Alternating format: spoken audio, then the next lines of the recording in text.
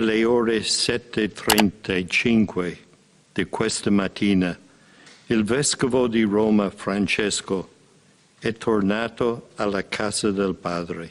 O mundo acordou em choque na manhã da última segunda-feira, dia 21 de abril, com a notícia da morte do Papa Francisco.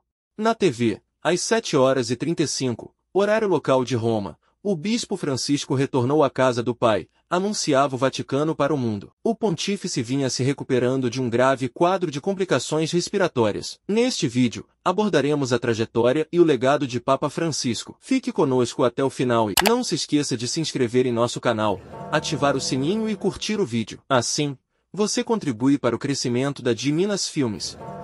Sejam todos bem-vindos ao nosso vídeo da semana. Hoje, dedicaremos este espaço para falar sobre o assunto que parou o mundo, a morte do 266º Papa da Igreja Católica, Bispo de Roma e Soberano do Vaticano. Francisco foi o primeiro Papa latino-americano e o primeiro pontífice não europeu em 1200 anos. A Igreja Católica acredita que o papado foi instituído por Jesus Cristo, que concedeu a São Pedro as chaves do reino dos céus, tornando-o líder da Igreja. O Papa é considerado seu sucessor, com autoridade sobre todos os católicos. Sua função é guiar a Igreja em questões de fé, moral e disciplina, garantindo sua unidade global. Em certas ocasiões, o Papa exerce o magistério infalível, emitindo pronunciamentos definitivos sobre fé e moral.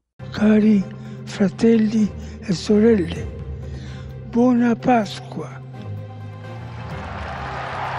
Jorge Mário Bergoglio foi escolhido Papa em 2013, Habemus Papa, depois da renúncia do Papa Emérito Bento XVI, que deixou as funções devido à idade avançada. Ao ser eleito, o novo pontífice escolheu o nome de Francisco, segundo o próprio, uma referência a Francisco de Assis, a sua simplicidade e dedicação aos pobres. Francisco de Assis foi padroeiro da Itália e fundador da família franciscana.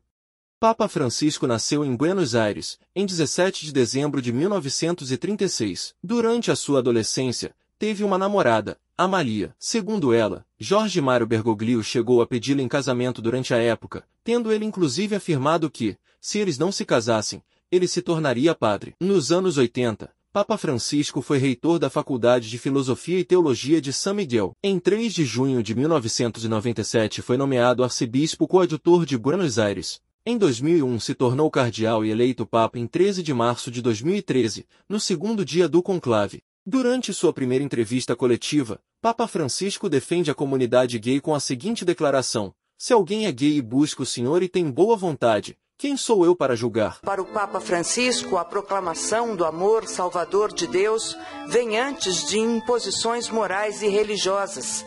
Ele declarou ainda que a Igreja Católica não deve interferir espiritualmente na vida de gays e lésbicas. Francisco simplificou o papado e aproximou a Igreja dos fiéis, com nomeações mais pastorais e uma liderança mais diversa e global. Reformou a Cúria Romana, deu mais visibilidade às mulheres, incentivou a escuta coletiva e promoveu a sinodalidade. A primeira viagem internacional de Papa Francisco foi ao Brasil, em julho de 2013. Na ocasião, ele participou da Jornada Mundial da Juventude, um encontro de jovens católicos. Em viagem para o Brasil, o Papa respondeu a questionamentos de jornalistas com a frase memorável: vocês querem tudo, vocês já têm um Deus brasileiro. Queriam um Papa também. Quem se lembra deste momento, deixa nos comentários qual sua memória da passagem do Papa pelo Brasil. A Minas Filmes estava no Rio de Janeiro e acompanhou a passagem do Papa e sua comitiva no bairro da Tijuca e também na praia de Copacabana. Foi um momento histórico. Uma curiosidade: em sua passagem pelo Brasil, Papa Francisco visitou o Santuário de Nossa Senhora da Aparecida no interior de São Paulo. O quarto em que o pontífice descansou durante algumas horas foi transformado em um museu. Após a visita da comitiva papal, ninguém nunca mais sentou na cadeira que o Papa sentou ou na cama em que o pontífice deitou. Santo Padre, prega per noi brasiliani. Voi non avete salvezza, troppo cassascia e niente preghiera. Em relação às mulheres, a perspectiva de Papa Francisco iam além de uma visão limitada e estereotipada sobre o papel da mulher. Ele destaca que a mulher não deve ser simplesmente encarregada de tarefas domésticas, pois é a portadora da capacidade única de trazer harmonia e alegria ao mundo. Sem a mulher, não há harmonia no mundo, afirmou o Papa Francisco em uma de suas homilias na missa na capela da Casa Santa Marta, em 9 de fevereiro de 2017. Questo è il gran dono di Dio. ci ha dato la donna e l'armonia, e la poesia, e la bellezza. Aos 76 anos de idade, o cardeal Bergoglio da Argentina se tornou o primeiro pontífice das Américas e do Hemisfério Sul em 2013. Converteu-se também no primeiro Papa Jesuíta, ordem que, historicamente, era vista com desconfiança por Roma. Desde o momento de sua eleição, Francisco indicou que faria as coisas de forma diferente. Quem se lembra de quando o Papa Francisco protagonizou uma cena que se tornou um ícone da história recente? Sozinho na Praça São Pedro, clamou a Deus pelo fim da pandemia.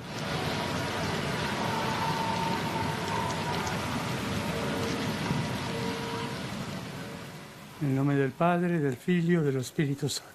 Francisco queria que seu papado fosse marcado pela humildade e não pela pompa e cerimônia. Após sua eleição, dispensou a limusine papal e insistiu em voltar com um ônibus que levava outros cardeais de volta para casa. Jorge Mário Bergoglio chegou ao trono de São Pedro determinado a reformar o mais alto posto da Igreja Católica. Para dar o exemplo, foi o Papa sem floreios que escolheu não morar no Palácio do Vaticano. A sua filosofia buscou aprimorar a missão histórica da Igreja, eliminando conflitos internos, concentrando-se nos pobres e devolvendo a Igreja ao povo. Precisamos evitar a doença espiritual de uma Igreja autorreferencial, declarou, após sua eleição. O Papa Francisco deixou um legado marcado pela humildade, reformas e proximidade com o povo, rompendo tradições seculares para construir uma igreja mais aberta e compassiva. Seu papado foi uma revolução silenciosa, desde a defesa dos pobres e marginalizados até o enfrentamento dos escândalos que assolaram a igreja. Com gestos simples, como recusar luxos e abraçar causas, ele mostrou que a fé não se limita a rituais, mas se traduz em ação e acolhimento. Sua morte encerra um capítulo histórico, mas sua mensagem de esperança e renovação permanece viva. O Papa reforçou o pedido para que os jovens tenham fé. Jesus lhe chama. E você, o que mais admirava nele? Comente abaixo e não deixe de seguir nosso canal para mais conteúdos como este.